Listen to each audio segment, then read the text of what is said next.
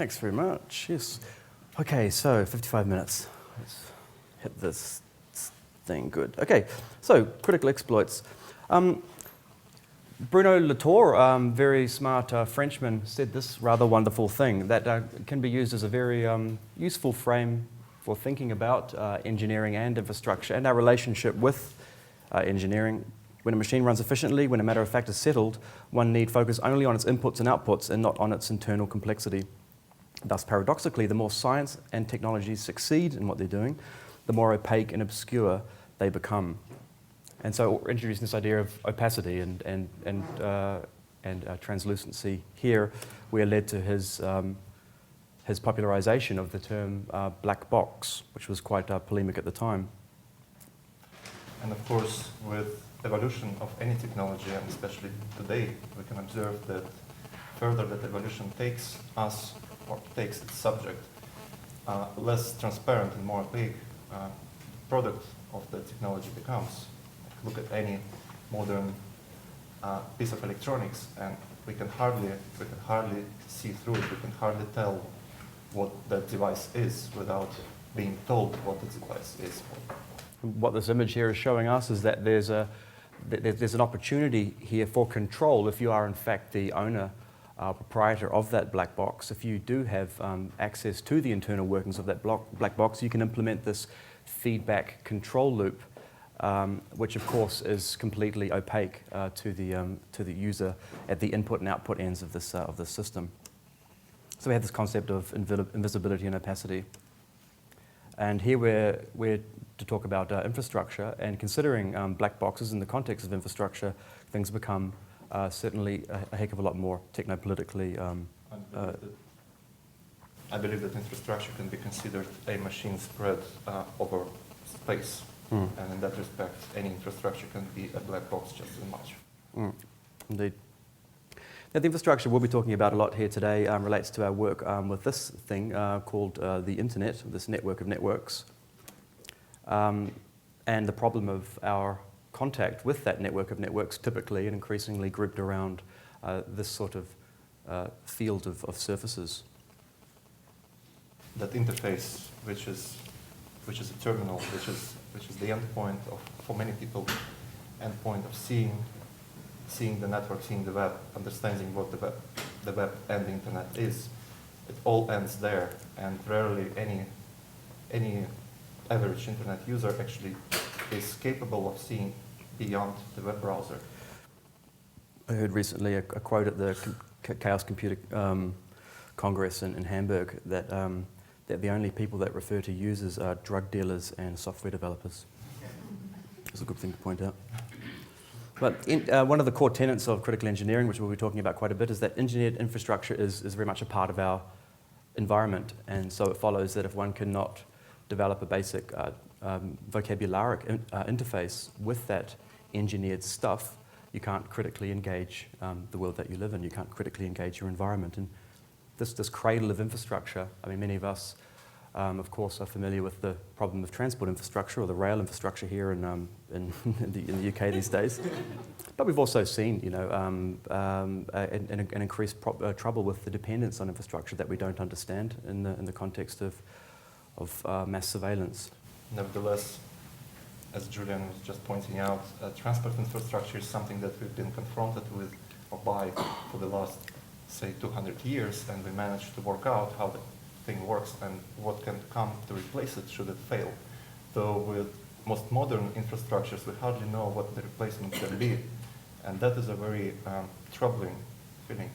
The Center for Disease Control in the United States anticipates that in the absence of refrigeration, huge proportions of Americans would die just within the first couple of weeks, largely due to food poisoning. I mean, if water stops running out of the taps, then it's only at these moments, really, these critical breaks, that we are, in fact, thrown into the realm of understanding, having a cogent conversation about our dependence. On a smaller scale, we can look at opacity and visibility going another way. I'm just going to talk about this object very briefly. One could think of it as very much the MP3 player of its time, the shit-hot A-grade machine for listening to music. Obviously, it's the gramophone. And I like to refer to this as very much an extroverted or social object. in that its internal workings are displayed outwardly. We have the horn where the audio comes out. We can actually confirm by putting our ear to that horn that in fact the audio is coming out and even amplified by that structure. We could even assume. We can also note that if we apply energy to the energy input part, which is the crank, that the platter itself will start to turn. And if we look even more closely beyond the energy input, but actually at the platter itself, we note that this fine spiral has riding its groove a needle that bobs up and down over slight recesses in this spiral, and that this conveyance of energy input through to recorded substrate, through to amplification, obviously structured air pressure, resulting in us hearing music, presents itself as itself an externalization of its inner workings, compared, however, to the iPod Nano. An iPod Nano, which is in fact, despite having the screen as a completely opaque device, a black box, if you compare that to a gramophone, you can hardly tell what any part of this device is for, you know. Of course, the display can show like some arbitrary image, but for you to open that device, most of the people would be quite challenged to explain what any part seen inside of this device is for. Like, where is the sound is transformed from an array of bits into audible sound? Where's the energy stored? What are those connections between those elements, and where are the controls? With modern technology, we can hardly tell the purpose of each particular device, whether in fact at the same time device can be easily transformed into any other machine. Like it is one of the qualities of digital technology that it can easily take shapes of technology preceding it. And because of this complexity, we can hardly tell what the device is good for or what it does, maybe what it does behind our back. Mm. So with this, there's also an obfuscation, if you like, and an opacity as a result, as a scale function. So as things actually get smaller, they tend to become more and more opaque to us. So much so that that in order to actually operate or even repair this board or modify it, you might be even in need of optical equipment. You know, you'll be in need of third-party references like schematics and so forth. At the same time, when the convergence brought us to that moment when our MP3 player became a telephone, became a device capable of spying after us at a distance, it came very close to it became, let's say, very disturbing device in its nature, in its capacity. So we cannot say we know the devices in our pockets. This is the radio part of an iPhone 4, for instance. Obviously, these rights to actually open up these objects and even study them is itself challenged. There are lawyers between us and doing so. Very often these devices are just extensions of corporations that sell them. Mm. Indeed. But anyway, engineering itself is complex in its terms abstract. I mean, unlike the gramophone that we saw before, we also have this vocabularic, this terminological, if you like, ceiling or wall between us and reading. Which is as well a level of ignorance that many average, let's say, users of the technology have to that technology itself. What is beyond the housing, what is inside the device is often considered sort of dirty, you know, or having to deal with technologies, or having to do engineering work is considered to be sort of getting your hands dirty. Like that expression actually, that's where it comes from, because it has this notion of having to deal with something that usually would be above of. And actually, this ignorance itself has a significant market value and increasingly a political value. There is a lot to be gained from engineering, if you like, ignorance into the technology that we could say that comfort worth a lot. Comfort costs a lot as an asset. Indeed. But I mean, when we're looking at this question, obviously we're very pertinent these days. What is a computer network? Very few people can actually answer that question with any real tangible expression, that gets close to the actual inner functionality of a network. You can ask almost anyone you know how the postcard that you've sent them arrived in their mailbox, and they'll be able to give you a relatively coherent description of that process, right down from the postcode, the address space, the idea of senders and recipients, the transport system, vans and bikes and that kind of thing. And they'll get pretty close, even if having never worked as a postal worker. But you ask anyone how the email that you sent them arrived in their inbox, and they'll be reliant on high surrealism and richly imaginative poetry to attempt to get close to describing how that works. Yet in the same breath, they'll say that they're very much dependent on email. Much more than the post these days. Absolutely, yeah. What is the internet, for instance? Well, this is our description of the internet based on our surveys with public. We'd be glad to be disproved. Indeed. Perhaps at the crypto party. Indeed.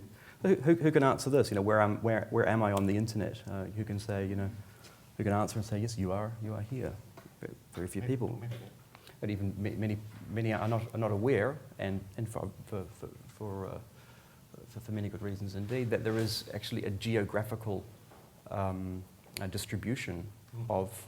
There is, in fact, a placefulness or you know, a geographical presence to being on the internet. Maybe there should be a Heidegger remix of being in time, being on the internet. In fact, much of the time, our data is we refer to our data as stored in these things called data centers. Increasingly, yeah. But there is so much. Yeah, no, you can do it the next. But instead, we're given this children's book, a reduction of reality. And it's a great play of someone's imagination, but it is at the same time a very dangerous, very dangerous abstraction that's been put over something immensely complex and immensely powerful. And when such a powerful object is being turned into a fluffy, weightless cloud, it is nothing but I would say intentional confusion and deception of sorts, because it is a known fact that for the state it's quite troubling to have smart citizens, right? And that one of the ways of controlling the awareness is to present the users of the state, let's say, with concepts that are sort of instant or very easy to consume. And I think one of the recent largest or like biggest indications of that is cloud computing. This kind of technology, or this kind of description of technology. A couple of years ago in Minneapolis, I was giving a talk, and two Americans, of course, largely, and I pointed out that the survey that had just come out, that Honor cited recently in the talk, that I think it's about half of all Americans surveyed believe that cloud computing is in fact affected by bad weather. And there is some truth in that. I mean, if a power center goes out, then yes, the cloud is down. You know, but the cloud is down. There it is. But interestingly as well, like the term itself, you know, the clouds the notion. You can almost see it. Of what's behind it, what the internet is. It is a very cloud. Yeah, it's indeed. Yeah, milk and water. So seeing the land through the clouds. This is Apple's one of Apple's data centers where people's iPhone and iTunes, whatever profiles are stored. It's real. It's real. It's not floating in the air. Yep. It's graced with rather than that. And you can only see it when you go down through the clouds. Indeed. And you'll probably be shot by tastefully designed drones on the way down. But you know, this is another sort of field of surfaces that were presented, a bit like the surface of an iPod Nano. Submarine cable map, albeit is not an artistic project by any stretch of the imagination. In fact, it's designed to inspire investors in. Yeah, but it's designed also to inspire investors to invest in submarine cables. And that's much more real than anything we talked about before. Mm-hmm. And it's great to see this coming up a lot more in talks these days. It gets away from the humanities professors, which talk about the internet belonging to the people, which of course it doesn't when you go to the physical layer and you see that there's almost no government or public ownership of of submarine cables. They are largely, entirely and utterly privatized. You can click on any one of these cables and you will see some of them will have 10 or 15 different private investors. So when we're talking about public ownership of the internet and the internet even nearing a commons, this cannot be avoided. Submarinecablemap.com. Find out how much you've been owned. Should be their slogan. I think this one goes directly to Telefonica, huh? Yeah. This red line. Yeah, Telefonica is a huge proprietor. Yeah. We were in Lima in Peru, and we showed that to a room full of people doing one of our network shops, which we'll talk about a bit later. We put it to them to tell us the name of their favourite blogger. That was a political voice, at least in Peru, pitching for change, a local. And we found not only that the domain name was registered in the US, even though it was a .pe, that the website was hosted in California, and that all of the traffic to reach that site went via Madrid. In other words, the conquistadors, effectively. So that while they were politically and economically, and they would argue culturally sovereign on the infrastructural layer, there was still that power relation strongly maintained. Yeah, they actually never broke out. They never broke out from that, subterfuge. Yep.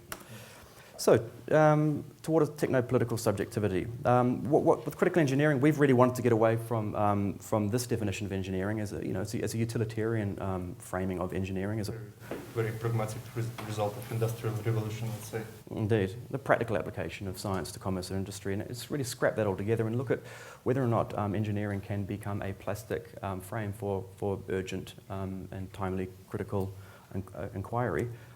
So we threw this as a bit of a provocation. Since we wrote a manifesto, it's been now, you can read it in 15 languages, hopefully soon in Mandarin also, which would be arguably one of the most important. And it's great. It's now gracing the walls of several so-called hack labs and maker spaces, and even is on the curriculum at MIT and other universities. Well, I will read it out. Critical engineering is a frame for applied research and development that positions engineering rather than art or design as primary within the creative and critical process. Yeah. Critical engineering seeks to answer questions surrounding influence and control in a world of integrated systems and closed, opaque technology. And probably the best illustration for these two sentences will be the works that we will be showing. Indeed, now. Yep. Quite soon. The first in our 11-point manifesto, counting from zero, and anyone that's done any programming or is a mathematician will know that when you see it starts at 0 and ends in 10, it means it has 11 points. Not 10. That's just us being just irritating, actually, isn't it? That, yeah. You know, we all need to know how to increment. Yeah, indeed. Indeed. Yeah, your birthday's coming up, isn't it? No. Yeah, the critical engineer considers engineering to be the most transformative language of our time, again, in the context of environment and infrastructure, shaping the way we move, communicate, and think. It's the work of the critical engineer to study and exploit this language, exposing that influence. And the first work we're going to talk about, I think Danja will start talking about it. It's by... Speaking of influence, indeed, that is a very good illustration. The work is called Packetbrücke, and it's done by our studio colleagues Bengt Jolen and Gordon Savage. It was first shown during our Weise 7 Incompatible Laboratorium exhibition in Berlin that ran in parallel with Transmediale 2011, I believe. Yep. A lot is encrypted in the name of the work. Packetbrücke, it is a device that allows to bridge two locations with packets traveling over the bridge. And the effect of that is, well, sorry, I should, because in fact, this particular work, Packetbrücke, is a very good illustration to the 5th paragraph of the Critical Engineering Manifesto that says that the critical engineer recognizes that each work of engineering engineers its user in return proportional to the dependency of that user on particular work. Because Packetbrücke is talking about technology known as geolocation. You all know perhaps that inside, like indoors, GPS location works very poorly, almost doesn't work. And because of that, several services, most of which are most prominent ones are Skyhook Wireless and Carrier IQ, came up with a solution of locating particular device indoors using wireless networks, Wi-Fi networks, domestic Wi-Fi networks. And it is done by having to scan each particular location for number of wireless networks present in that particular space and gluing, let's say, or associating locations of those networks to GPS coordinates and submitting those materials to a central server. So later, when the phone sees a wireless network, and usually wireless networks are seen by their name, such as Lighthouse Lounge, for instance, digital lounge, and by their hardware ID, hardware identity. Unique fingerprint, which is the second part of the second line. And that is a unique ID of any wireless network in the world, pretty much. So whenever you walk into a building and your phone detects wireless networks, it submits this number, this digital ID, to the server of either Skyhook Wireless or Carrier IQ, and in response, your phone gets GPS coordinates, so it can locate itself within a space of a building. This software by Carrier IQ or Skyhook Wireless was relatively covertly installed on people's phones by Google and Apple. In fact, it was possible for an entire year. Was possible to plug in an iPhone 4 into a computer, suck off a trace of where that person had been every minute of every day that their phone was on for an entire year, and render it on a map. And in fact, whenever you walk into a building and your GPS connection breaks, your phone starts to supply your location to a server of a commercial company. That's a known fact. But the work is not particularly about that. The work is about having to transpond or having to fold one location described by the number of wireless networks in that area onto another. So there was a tree of wireless radios like this, each one representing a channel in our studio, and there was another one in the Haus der Kulturen developed, the House of World Cultures in Berlin. And all of these special beacons, if you like, that contain those hardware addresses were tunneled over a secure tunnel all the way to the Haus der Kulturen developed, which is in another part of Berlin, right on the other side of town, right next to the Bundestag, actually, the German government's building, and then ejected back into the air. And we had some 2,000 people come through the door of our exhibition that day. It was an amazing turnout.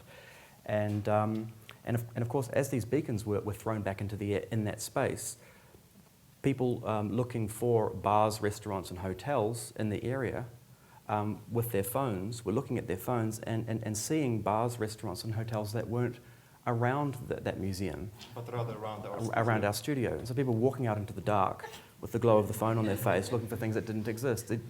As Danja said, there was a geographic folding, and it was an intervention of an ontological sort, but also a technological sort. You know, it's interrogating our implicit trust in what is conveyed by this glowing rectangle that we all seem to spend quite a bit of time in worship or servitude to. So yeah, each of those devices on the previous slides, they are responsible for either capturing or emitting signal on a particular channel, and perhaps some of you know that wireless network consists of a number of channels. So in this case, 14 channels were served, let's say, or intervened upon simultaneously. Indeed. So that's a packet broker in the interest of time. Well, trust in engineering is a huge, if you like, trope within the work that we're doing at the studio. And one work we're going to show you that you may have heard of already is a work called Newstweak that we were lucky enough to get the Golden Nika for at Ars Electronica in 2011. Certainly a great honour, and we've been showing this work around. It's weird when I say a great honour. I feel like saying your great honour. It's like it's true, but it was a great honour to get this. It's still weird. To get this. Come here, in fact. Yeah, exactly. Hopefully come here. So it'd be a great honour. Newstweak, and Newstweak relates to number 3. I don't know. You want to talk about? Well, it stands Yeah. for itself. Yeah. It's, you guys read it. What we mean by rich user experiences is just is those. Interface, in fact. Yeah, it's really the interface itself. You know, there's interface designers, UX designers will talk a lot about a rich interface, and And when the user is really rich. when the user is really rich, yeah, exactly. Rich user experience. Experiences by rich users. Jeez, that's wrong, isn't it? We need to change that and get that retranslated into 15 languages. Okay. Newstweak. So we'll just quickly show this. It's effectively it's a wall plug that when you plug it in the wall, it attacks the local wireless network, modifies the topology of it, and allows the owner of that little wall plug to go to Madagascar, Kuala Lumpur, anywhere they like.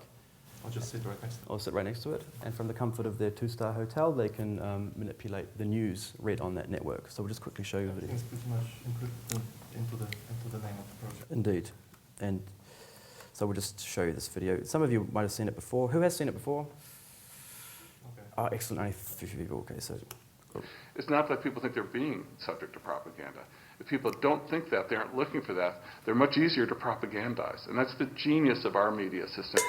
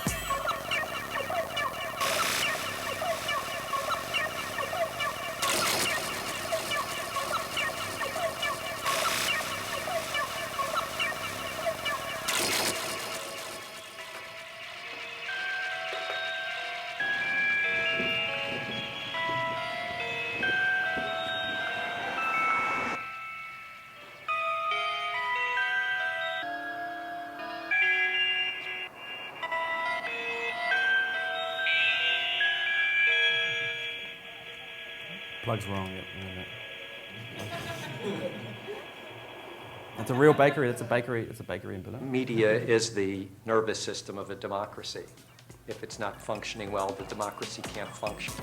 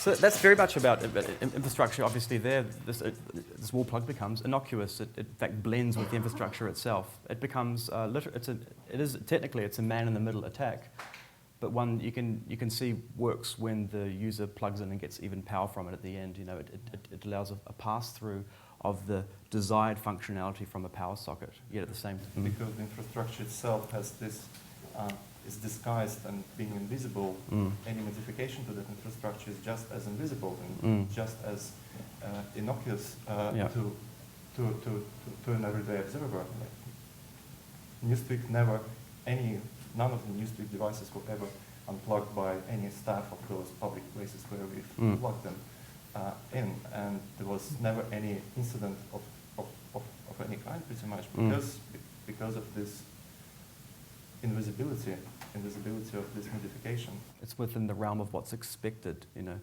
of the perceived local infrastructure. Well, there is much more to say, but we have so many projects, so we'd rather rush a bit. I'll just very briefly talk about this one. They don't necessarily need to be very ambitious projects either. Works of critical engineering. This is one that I made very recently with the help of my girlfriend, who was very patient putting the tank together. This is a GSM jammer in the form of a battle tank.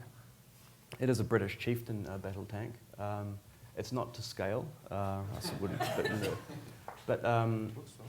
But yeah, basically when one flips the switch on this little battle tank, it knocks anyone who's on the GSM network off the grid. So effectively, people can be in the presence of this object and explore the sort of anti-aura. The object's aura, if you like, is one of a denial of service. And just enjoy that island, which is so increasingly rare. When I go back to New Zealand and I'm at the family farm, I cannot send SMSs or receive calls or make calls, which is actually for me a pleasure to be off the grid. And this implements that little island as an aura, if you like, around the object in the metaphor of a cyber weapon, because jammers are actually used in war. The Syrian Electronic Army uses jammers, the US government uses jammers. Interestingly, having this aura privately is illegal. Indeed, yeah. Civilians can't emit white noise into the GSM space. It's illegal. This is the jammer sitting inside the tank. That's all I will cover there. Daniel? Similarly, thinking of infrastructure, I will very quickly talk about my rather old project. Oh my God. Full infrastructure falling out, sorry. Infrastructure down. Is it still on? Yeah. Network called, project called Netlas, and interestingly enough, it began in London. It began at Fairfield when I was hosted by Mark and Ruth over here 3 years ago. And Netlas is speculating about having to find an alternative to the internet, having to find an alternative to otherwise very proprietary infrastructure of the internet, and find channels other than registered sort of legal radio channels and fiber optics and copper in the ground, and find other ways for distributing digital data within the context of urban environment. So this project was about having to create a wearable device that would be capable of sending and receiving information from devices alike, and by that, assuming city environment would be saturated enough with several such devices, users could exchange web messages by having to broadcast their messages into the cityscape and receive broadcasts of others, and by that, sort of virally or like a virus, information would disseminate across the area of the city very quickly. I have tried implementing that again in London, using London network bus network, but of course, after having to show this kind of device with batteries and LEDs and antennas to Arriva, or what's it called? Arriva, yeah. They really didn't like it. They really didn't like it, and they actually told me to just leave and not ask them anymore. Go back to Russia. Yeah, almost like go back to Russia.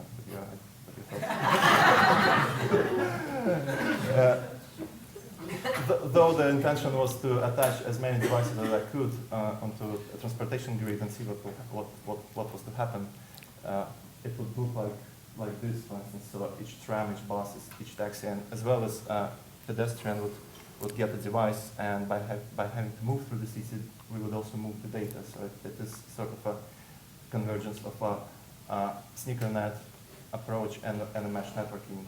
You can think of the journey mnemonic, for instance, as one of the good examples. I'll just very briefly talk about this project, also for the same exhibition in the Haus der Kultur und der Welt in Berlin, for the Labor Berlin 8 studio exhibition that we did there. There were 10 works, and a piece I made for this was called The Transparency Grenade. We're quite familiar with the problem of there being a lack of opacity in the corporate and governmental sector. Decisions are increasingly made behind closed doors that impact the lives of many, yet we're told that there is a mandate, or at least a promise for increased transparency in these. I mean, Obama's transparency campaign for the US government was ridiculous. I mean, it was a big promise that basically amounted to nothing. And anyway, I wanted to sort of capture some of that frustration, and then in the form of an iconic handheld package, come up with a tangible, functional solution. And so I made a hand grenade with a computer inside it and a wide spectrum antenna, that when one pulls the pin, all of the data that is captured wirelessly by this device in its environment is then tunneled up to my server, where a Perl script in the language Perl goes through and joins all the little bits together and reassembles them on a web page over a map at the point of detonation, such that when someone is holding their phone and browsing, one can see on that map live the host name of that phone, the IP of that phone, where that phone is located, and what the person is doing on that phone. So JPEGs, GIFs, PNGs, HTML and email fragments are revealed. It's made from resin and silver. The silver work's done by Suzanne Stauk. She's a very talented goldsmith metalworker in Berlin. It's a trigger mechanism. It's the little ARM-based computer on the inside. It's called a Gumsticks. It's running, now it's running Debian, which I'm also running on this laptop. It's a Linux distribution. There's all the parts laid out. And there's the notably CSI-like kind of interface that I made. I really tried to go down a different road with this, but in the end I just wanted to, Yep, so there's San Francisco. Here are images being viewed live in the browser related to the actual computers themselves, or tablet computers, laptops, or phones. So that's the transparency grenade, and I've been showing that work around a lot, and it's just recently become part of a collection in France, and that's it. So yep, this one, I guess you introduced. Do we have? Sorry, I just. You have a video. Okay. Yep. I'll check something else. Well, Prism, kind of popular work in the last several months, right? It was a work commissioned for an event called Archive Day that took place in Berlin in September last year. And it is also a work that currently Julian and I are working on in order to present a second version, extended version of it during Transmediale in Berlin this year.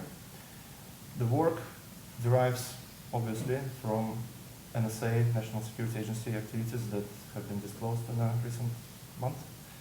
And this is our attempt to recreate or to come up with an actual manifestation, physical manifestation of NSA-like equipment, or try to determine how this equipment. Because we don't know. We never see pictures of this stuff, so you have to be speculative, Yeah. So. It could have been like a complete fake, right? But in fact, by having to create a device with a very similar functionality, we can confirm those leaks. Let's say confirm those really worrying facts. And this, of course, it is. We put a lot of humor into creating this. It was made in 2 days. This is just a sketch that we're developing for Transmediale, but obviously there's a prism in the middle of it. It is a military briefcase containing enough equipment, and the equipment, as you see, is very compact. In fact, on the projection, it's not very contrast, but there is a tiny computer. This here is with a huge antenna. It's a tiny ARM-based computer running Julian as well, and a small projector, and a prism, an actual optic device on a rotating platform that spins it around 1 hertz at the frequency of 1 hertz, 1 revolution a minute. And the tiny projector beams an image, beams a rendering of information that it picks up from the air, and that information is identity of devices present around this contraption. So whoever would walk into the room and their devices would automatically associate with a wireless network with inside that room the identity of the device, the make of the device, potentially the name of a person who owns the devices. It works especially well with iOS devices such as iPhones or iPads, because very often host name of a machine matches name of a person, because the first question you get when you buy an iPhone is what's your name? And you type in that name becomes the name of a host. So once the host is connected to a wireless network, your name is in the air. And so your presence in a particular area can also be very well defined. One needs to look into the Prism to see that information, which is, of course... and when you come close to this installation and you start gazing into this rotating prism, you eventually start seeing your own identity in it. So we'll show you a very, very quick video right now of this in action. Again, it was made in 2 days. We're developing a wham-bam, sinister, frightening version of it for Transmediala.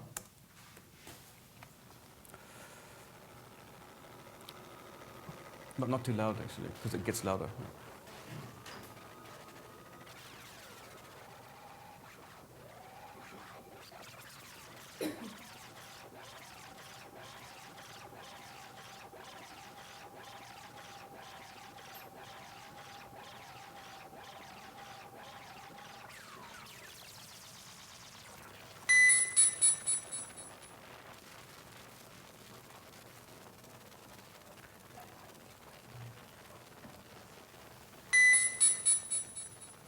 Each bit is a new host that's been detected.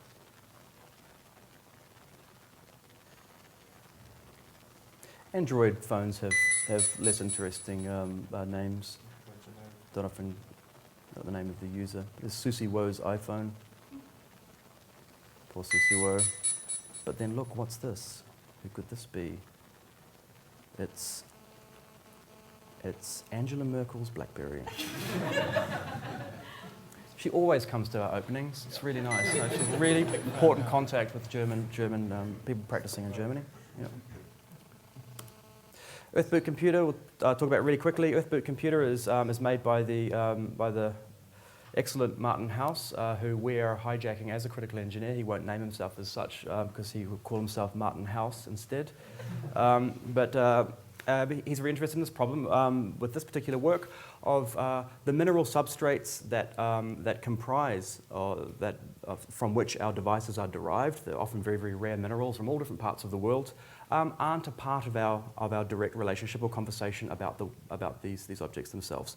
So what he's interested in doing is returning that origin, establishing that link here by building a computer that in fact only boots when you stick it in the ground. And this, we feel, matches number 8 of the Critical Engineering Manifesto, which, as its philosophical work, the critical engineer looks to the history of art, architecture, activism, philosophy, and invention, and finds exemplary works of critical engineering. Strategies, ideas, and agendas, and even artists like Martin House from these disciplines will be adopted, repurposed, and deployed. Sorry, Martin.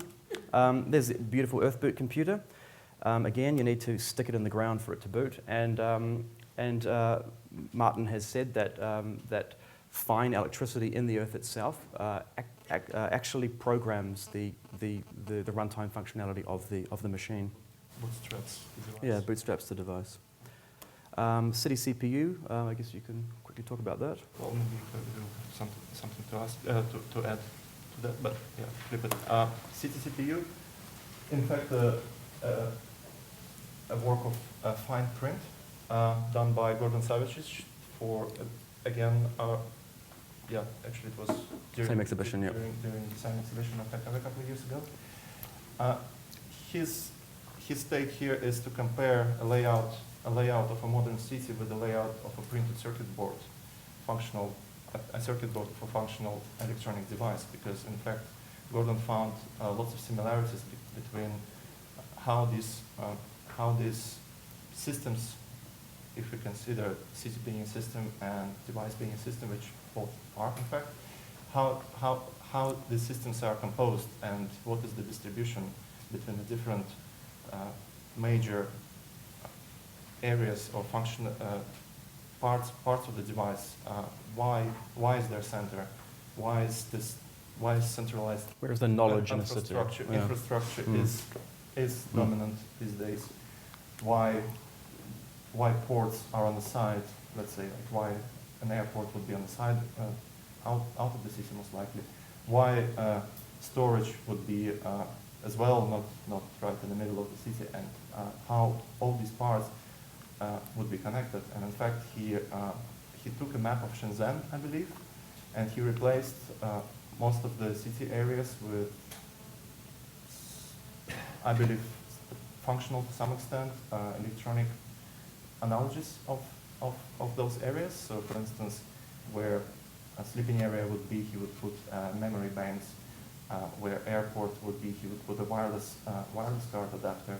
Where supply storage would be, he would put a hard disk. City Hall is a CPU. Interface. You know? Indeed, yeah. The very center of the city would be CPU and I/O infrastructure. And if we look up close, yeah, you can see how he played it out. And in fact, it makes a lot of sense. I believe it makes a lot of sense as well, thinking of how do we design devices, and how the devices design us in return. Shenzhen, incidentally, though, is where much of the world's actual componentry is in fact produced. So there's a nice folding back there, isn't there? Mm-hmm. We're really short on time. I'm going to really speed through this really quickly. Border bumping was a project initially commissioned by the lovely Abandoned Normal Devices Festival in Liverpool. If you ever get a chance to do something with them, you should, because they're just fabulous.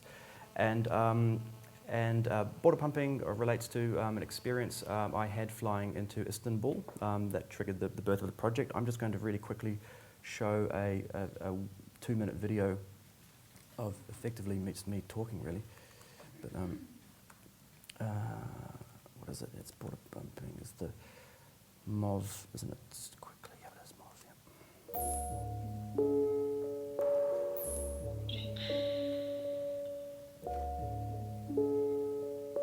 It's going to be okay, I think, time.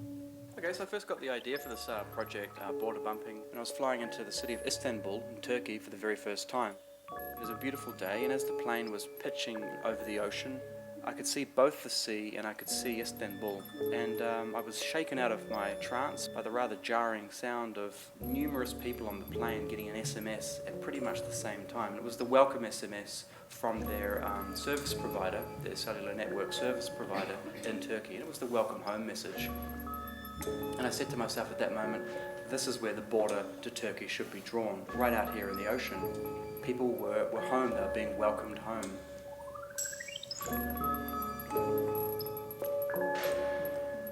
Is it possible that networks themselves can be territories?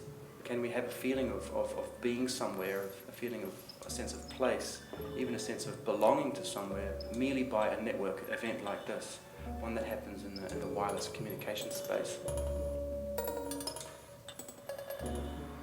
The idea is quite simple, this moment of discrepancy where our devices are associated with the network in one place, yet our bodies remain or persist in another. This happens always, quite often at the border. And you'll have these moments where you go high up enough on a hill, you go out on the water, and your phone, rather annoyingly often, will associate with a cell tower in the other country. Of course, people's roaming charges are expensive, but it also has interesting legal and you might even say philosophical implications. Well, looking over the river directly at Canada, and I believe we're getting so much signal. I'm pretty sure that this water tower, this old water tower that I passed when I was walking over there the other day, I saw it had a lot of different little cell base stations on in a clip to the side. I think it's got about 8 or 9. Got some close-up shots of that, and now I can actually visibly see it with line of sight by eye. And I'm just pointing my directional antenna at it, and I'm seeing a tremendous amount of signal.